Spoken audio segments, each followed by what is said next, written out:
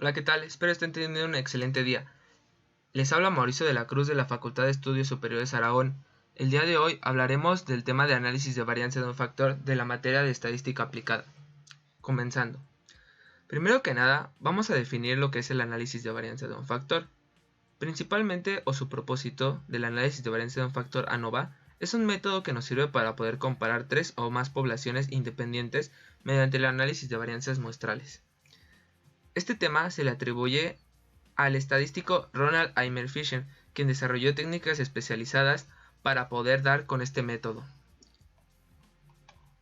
Este método básicamente nos sirve para conocer si existe alguna diferencia superior a la esperada, de acuerdo al nivel de significancia dado, también conocido como alfa, del valor de 2 o más medias. Esto, para tomar esta decisión, se emplea un par de hipótesis, la hipótesis nula y la hipótesis alternativa, esperando encontrar si hubiera una disparidad en el proceso. Para complementar nuestra información, vamos a definir otros dos métodos o dos herramientas que nos pueden ayudar a encontrar de una manera más exacta y definir mejor aún nuestra información. El primero de ellos sería el diseño aleatorio, que se utiliza el método de Shefé. Se utiliza un factor de tratamientos y un error aleatorio. Es más eficiente cuando los números de datos en las poblaciones son diferentes. Se usa para realizar pruebas con múltiples comparaciones en las medias de grupos. Por otro lado, tenemos el diseño aleatorio en bloques, que utiliza el método de Tukey, y a diferencia del diseño aleatorio, utiliza factor de tratamientos y un factor de bloques, el cual nos ayudará para analizar de mejor manera el factor de interés, además de utilizar el error aleatorio. Este método también se usa para realizar pruebas con un número elevado de comparaciones, y por ende también podemos utilizar el tiempo como un factor. A continuación, para almacenar nuestros datos obtenidos por el método de ANOVA y generar nuestras fórmulas de los datos requeridos y establecidos por nuestros proveedores o clientes o problemáticas, serán los siguientes. En la primera columna vamos a tener la sumatoria de los cuadrados, en el cual podemos tener nuestro valor de SSB, SSW y SST. En el siguiente tendremos nuestro número de poblaciones y números de datos, que los restaremos para así encontrar nuestros grados de libertad. Después tendremos nuestras columnas de MS, que obtendremos nuestra MSB, MSW, para así poder obtener nuestra frecuencia y saber cuál es nuestra hipótesis. Posterior a ello vamos a plantear dos de las hipótesis, la hipótesis nula y la hipótesis alternativa.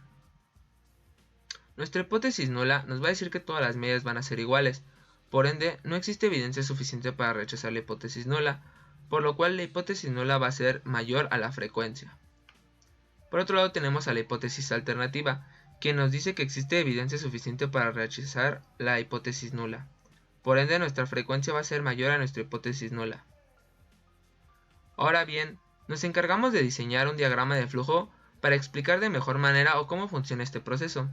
Primero que nada, obtendremos nuestros datos y los pasaremos a analizar y determinar nuestra hipótesis nula y alternativa. Posterior a ello, obtendremos nuestros datos con la tabla de ANOVA, para así poder calcular los valores críticos de las frecuencias críticas y teóricas. Una vez dada, obtendremos que si nuestra frecuencia real es mayor a nuestra frecuencia crítica, de ser así, va a existir evidencia suficiente para rechazar nuestra hipótesis nula, pudiendo así utilizar los dos métodos previamente mencionados, tanto el diseño aleatorio por Shefé y el diseño aleatorio de bloques que utiliza Tukey. Una vez se van a obtener las poblaciones en las que existe una diferencia fuera del nivel de significancia y procederemos a cerrar nuestro proceso. En dado caso de que nuestra frecuencia no cumpla coseno mayor a la frecuencia crítica, no va a existir evidencia suficiente para rechazar la hipótesis nula y así terminar nuestro proceso. Estos son algunos de nuestras referencias.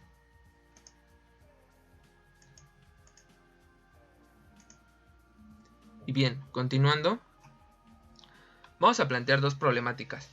En la primera de ellas utilizaremos el método de ANOVA del diseño aleatorio por el método de Shefé. Y bien, la problemática es la siguiente. En México, distintas compañías nos ofrecen su servicio de internet con capacidad de 50 megas de navegación. Para esto se realizó una encuesta en donde se tomaron 15 datos aleatorios para cada población, esto con el fin de obtener el grado de satisfacción de los clientes de cada uno de los servicios. Esta valoración consta de una escala del 1 al 10. En la siguiente tabla se muestran los resultados obtenidos. En esta tabla podemos ver las diferentes compañías a las cuales se les realizó esta encuesta. En la primera columna tenemos los datos de Telmex, en la segunda los de Total Play, en la tercera los de Easy y en la cuarta los de Axtel. Se procede a realizar el análisis de varianza ANOVA. Establecemos primero que nada la hipótesis sobre la muestra de las medias. Nuestra hipótesis nula va a indicar que las 4 poblaciones son iguales. Si no son iguales, al menos 2 de ellas son diferentes. Esto representa a la hipótesis alternativa, en la cual nos dice que al menos 2 medias son diferentes. Primero que nada, calcularemos la suma total de cuadros, llamado SST, obteniendo un valor de SST de 442.18. Posterior, calculamos las 4 medias de poblaciones y la media total, obteniendo que nuestra primera media nos da 4.33, nuestra segunda 5.53, nuestra tercera 6, nuestra cuarta media 5.26. Una vez teniendo estos valores, realizaremos una sumatoria y los dividiremos entre 4 para obtener una media total, con un valor de 5.283. Después de esto, vamos a medir la variación de la media muestral, que vendría siendo el valor de SSB, realizando una sumatoria de lo que sería una de nuestras medias menos la media total al cuadrado, obteniendo un valor de 22.183. Una vez conociendo nuestro valor de SST y SSB, podemos calcular el valor de la variación de cada punto con respecto a la media de SSW, obteniendo así que SSW es igual a 442.183 menos 22.183. Pasando al siguiente paso, para la prueba de hipótesis para ANOVA se utiliza una distribución F de Fisher, para lo cual calculamos la media de cuadrados intergrupos MSB y la media de cuadrados intragrupos MSW. Para la MSB obtendremos que dividiremos un valor de 22.18 entre 4 menos 1, que nos daría un valor de MSB de 7.394, y para MSW obtendremos un valor de 7.5. Continuando, realizamos el cálculo de la frecuencia, en el cual dividiremos ambos valores, tanto el de MSB como el de MSW, obteniendo un valor de 0.9859. Después, para obtener el valor crítico de F, la frecuencia crítica, obtendremos los datos de los 2 grados de libertad. Para el primero de ellos, realizaremos una fórmula que vendría siendo K-1, obteniendo que nuestra K tiene un valor de 4 menos 1 con un valor de 3. Nuestra de 2 obtendremos un NT-K, que se nos daría por un valor de 60 menos 4, que nos daría un valor de 56. Buscamos el valor de la frecuencia crítica en la tabla de distribución de Fisher para D1, que vendría siendo nuestro 2, y nuestro D2, que vendría siendo 56. Teniendo claro estos grados de libertad, encontramos que nuestra frecuencia crítica es de 2.76. Una vez resumimos los datos obtenidos en la siguiente tabla, para así poder aplicar nuestra prueba de diseño aleatorio. Debido a que f de la muestra es 0.985, es menor que nuestra frecuencia crítica de 2.769, por ende no existe suficiente evidencia para rechazar la hipótesis nula. Una vez que tenemos clara esta hipótesis, comprobaremos a través del método de Sheffé que esto sea verdad. Por lo tanto, podemos decir que no existe una diferencia significativa entre el valor de las medias. Al realizar la prueba de Sheffé, se determinan las medias de las poblaciones que no son iguales a un nivel de significancia de alfa es igual a 0.05. Utilizando la fórmula siguiente realizamos una comparación en pares de todas las combinaciones posibles. Primero que nada, vamos a calcular el valor de FSC mediante la fórmula. FSC es igual a K-1 por FC, obteniendo que FSC tiene un valor de 8.308. Por ende, si vemos que Fs es menor o igual a Fcc, vamos a concluir que no hay una diferencia entre las medidas de la muestra, de modo contrario a que sí exista. Almacenando todos los resultados en la siguiente tabla muestral, vamos a obtener un resumen de los resultados obtenidos, así como la conclusión obtenida para cada una de las comparaciones. En el primer par de fórmulas podemos observar que no hay una diferencia. Tanto en el primero como en el segundo, tercero, cuarto, quinto y sexto par no va a existir una diferencia. Por lo tanto, podemos comprobar lo que habíamos predicho antes de nuestra hipótesis. Por lo tanto, mediante el método de Sheffield comprobamos que el resultado obtenido del análisis de varianza es correcto. Y bien, ahora pasaremos con el problema 2, con el diseño aleatorio por bloques con Tukey, presentando la siguiente problemática. En una fábrica de tornillos, distintas máquinas producen un lote de tornillos cada hora. Así se obtienen 6 lotes por hora. Estas máquinas se encuentran trabajando 10 horas en el día. Con esta información se realizó una tabla para recopilar los datos de cada máquina y poder así identificar las máquinas que presentan una diferencia significativa mayor a la deseada. Esto con el fin de poder arreglar las máquinas que tienen una menor productividad de la esperada, obteniendo los datos en la siguiente tabla. En la primera columna podemos observar el lote 1, posterior el lote 2, el 3 y así sucesivamente, tanto por el lado de los bloques. Del otro lado tenemos los tratamientos, que vendrían siendo cada una de las máquinas de distinto proveedor. Con estos datos realizaremos sumatoria en los extremos de cada uno, tanto horizontal como verticalmente, para así poder obtener una sumatoria y que esto nos ayude o nos favorezca para después realizar la sumatoria de cuadrados y las fórmulas correspondientes. Para este método se recomienda el uso de Excel, mas sin embargo se podría hacer de manera manual, aunque sería un poco más laborioso, tanto en la empresa como de manera escolar. Por lo cual solo nos basaremos por Excel, sin antes no mencionar que se puede hacer de manera manual, como lo podemos ver en el caso del lado izquierdo, en el cual la sumatoria de los cuadrados de los tratamientos vendrían siendo todas las sumatorias obtenidas de manera vertical, divididas entre el número de lotes, restándole así el valor de la sumatoria total entre el número de lotes por el número de proveedores. De misma forma, para la sumatoria de cuadrado de los bloques, se realiza la sumatoria de lo que vendría siendo los lotes al cuadrado divididos entre 6, que son los proveedores, nuevamente restándole la sumatoria general al cuadrado entre el número de lotes, que son 10, por el número de proveedores, que son 6.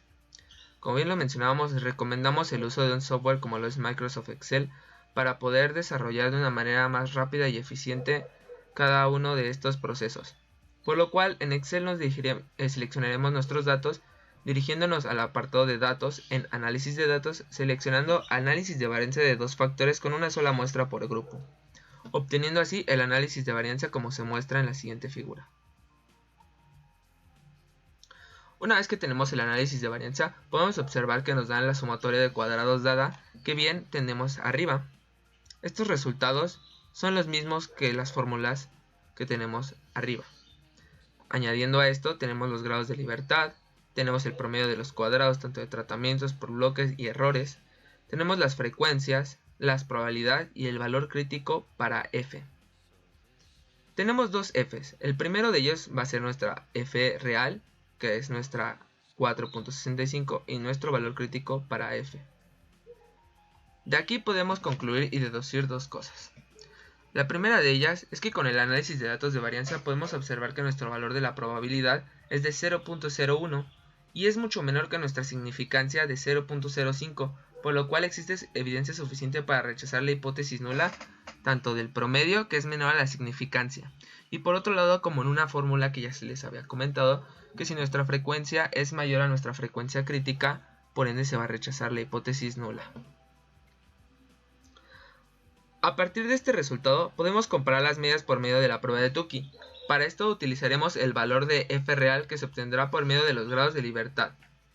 Todo esto se localiza en la tabla de valores críticos para la prueba de Tukey, obteniendo como resultado el valor de 3.98. Obteniendo así los grados de libertad 5 y 45, los localizamos en nuestra tabla de valores críticos de Tukey, en la cual podemos observar que tenemos 5 por el lado de las columnas. Y por el otro lado tenemos a 60.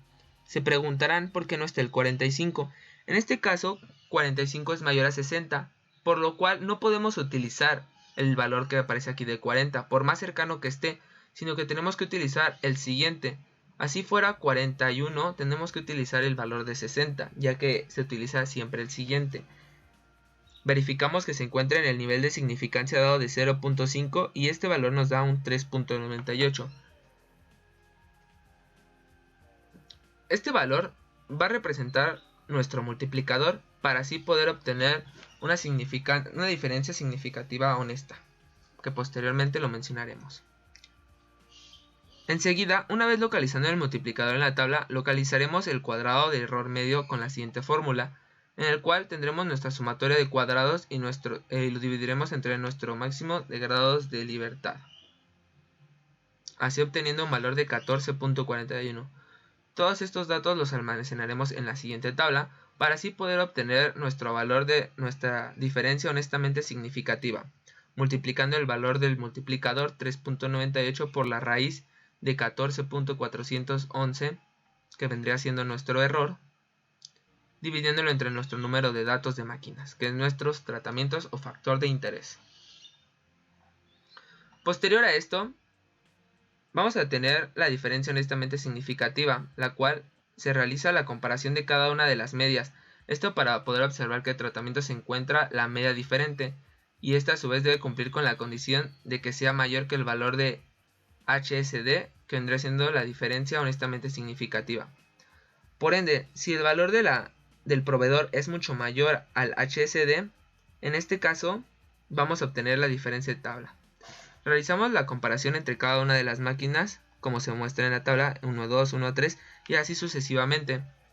Y podemos encontrar que solo una de ellas o solo dos de ellas presentan una diferencia al combinarlas, lo cual vendría siendo la primera máquina y la segunda máquina. Por lo tanto, no hay pruebas suficientes para rechazar la hipótesis alternativa, comprobando aquí que se acepta rechazar la hipótesis nula.